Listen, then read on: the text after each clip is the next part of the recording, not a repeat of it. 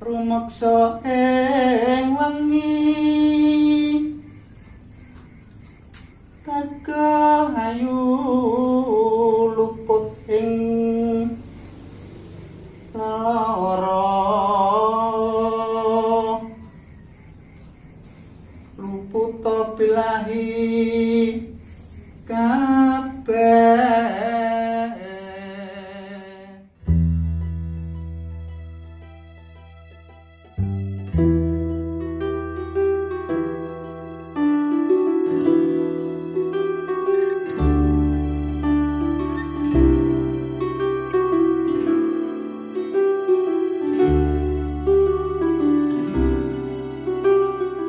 Sebagai warga negara Indonesia, kita pasti familiar dengan tampilan KTP seperti ini. Namun tak banyak masyarakat yang mengetahui bahwa kolom agama pada KTP ada yang seperti ini. Di Indonesia terdapat 6 agama yang diakui oleh pemerintah. Selain 6 agama ini, pada tahun 2016, putusan Mahkamah Konstitusi menetapkan bahwa aliran kepercayaan diakui secara administratif dan dicantumkan di KTP. Kemendikbud pada 2017 lalu mencatat terdapat total 187 kelompok aliran kepercayaan di Indonesia. Salah satunya adalah Sabta Dharma. Nama saya Dian Yeni Cahyawati. Saya adalah salah satu pengurus di Persatuan Warga Sabta Dharma atau Persada. Saya juga sebagai ketua dari Perempuan Penghayat Kepercayaan terhadap Tuhan Yang Maha Esa Indonesia. Bercerita mengenai bagaimana sejarah perkembangan dan bagaimana kawan-kawan penghayat memperjuangkan hak-hak, baik itu hak secara pelayanan publik, hak-hak konstitusi, hak-hak sipol dan ekososbud. Itu mesti perjalanannya sangat panjang sekali. Jadi dulu sebelum ada CR Adminduk, itu sekitar tahun 2006, yang pertama kali akses pelayanan publik mengenai administrasi kependudukan yang pertama itu dicantumkannya di dalam KTP kepercayaan itu agama _2 strip. Berbagai kesulitan yang dirasakan tak hanya soal pengakuan administratif yang masih diskriminatif. Para penganut Sabta Dharma juga mengalami kendala dalam hal pendidikan formal dan pernikahan. Pada saat itu memang masih banyak sekali masalah-masalah yang dihadapi oleh penghayat kepercayaan, khususnya dari Sabta Dharma. Misalnya dalam ruang pendidikan itu anak-anak kepercayaan tidak bisa mengambil pendidikan sesuai dengan keyakinan kepercayaan. Kemudian masalah perkawinan, kami harus menggunakan salah satu agama untuk pengesahan perkawinan dari Sabta Dharma. Lalu juga selain itu masalah pendidikan, perkawinan, KTP kami harus mencantumkan salah satu dari 6 agama yang sudah disahkan oleh negara. Sehingga ada banyak hambatan-hambatan dan kendala-kendala yang kami hadapi untuk bisa setara dan menerima akses pelayanan publik yang sama dengan kelompok-kelompok agama yang lain. Dan yang paling memprihatinkan adalah ketika anak didik dari kepercayaan atau anak-anak kami itu harus berbohong di sekolah sebagai salah satu penganut agama yang berbeda dari keyakinan mereka.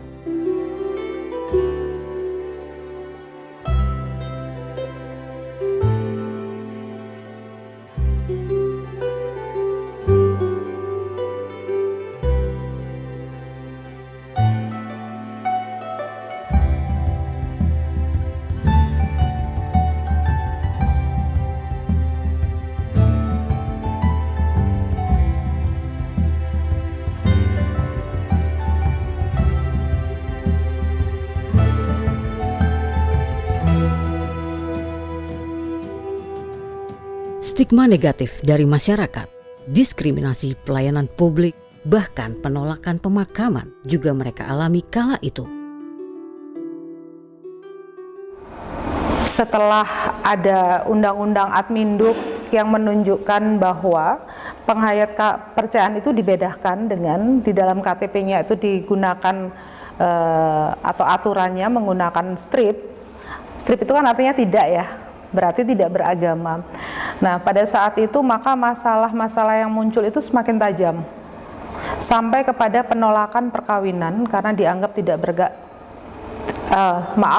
sampai kepada penolakan pemakaman, sehingga ada beberapa kasus yang sangat-sangat memprihatinkan dan sempat sangat viral, yaitu penolakan pemakaman di yang kelima, 5 orang maksud saya, itu yang terjadi pada penganut Sabta Dharma, sehingga pada saat itu sampai masyarakat dan kemudian pejabat di lingkungan kasus tersebut itu turun. Itu hampir semua kasus itu ada di Jawa Tengah pada saat itu.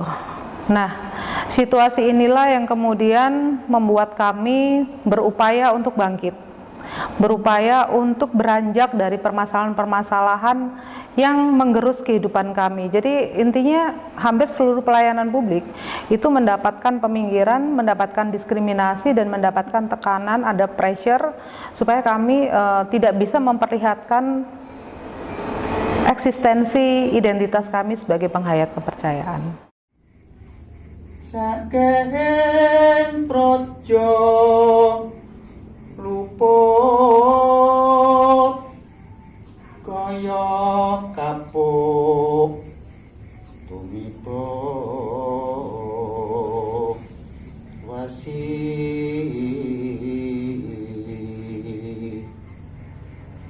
saking wisatawa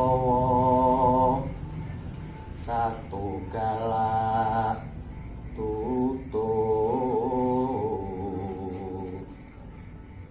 Hingga kini para penganut Sabta Dharma masih terus memperjuangkan hak-haknya.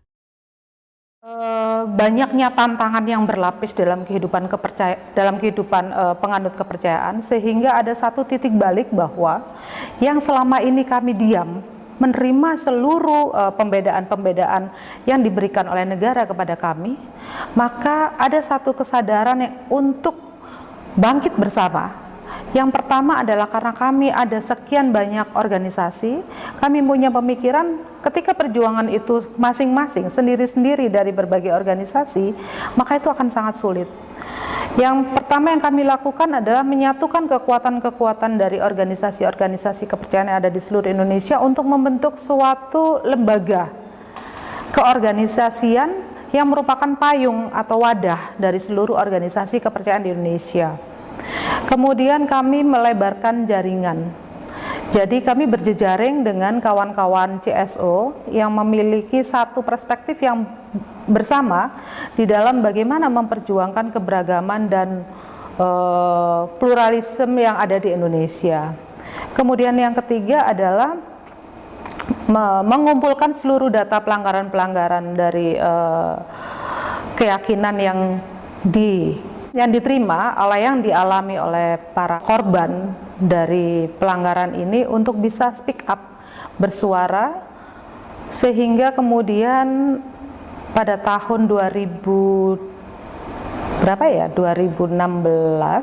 ya, ada 2 organisasi CSO yang kemudian menawarkan untuk bisa melakukan judicial review, dan itu menjadi titik balik. Kemudian adanya pengakuan ketika munculnya Undang-Undang Adminduk nomor 23 tahun 2006, lalu munculnya kemudian dihasilkan dan atau diputuskan oleh Mahkamah Konstitusi PUU 97 tahun 2016, sehingga di KTP-nya kami itu tidak lagi ada kalimat agama .2 strip, tetapi yang tertulis di situ adalah kepercayaan .2 kepercayaan terhadap Tuhan Yang Maha Esa. Walaupun ini adalah bagian dari langkah maju untuk bisa melakukan pemenuhan kesetaraan bagi seluruh penganut agama dan kepercayaan buat kami, tapi buat kami sebenarnya masih ada hal-hal yang membedakan, karena sangatlah naif bila warga negara yang sama tetapi kita memiliki identitas kependudukan atau KTP yang berbeda dari kawan-kawan agama yang lain. Jadi KTP-nya sudah berbeda. Yang satu berbunyi agama, yang satunya berbunyi kepercayaan. Nah, mengiringi keputusan dari Mahkamah Konstitusi ini tentu ada beberapa kemudian perubahan-perubahan yang cukup melegakan kami, karena setelah itu ada Permendikbud nomor 27 yang itu mengakomodir kepentingan anak didik kepercayaan untuk bisa mendapatkan pendidikan kepercayaan di sekolah.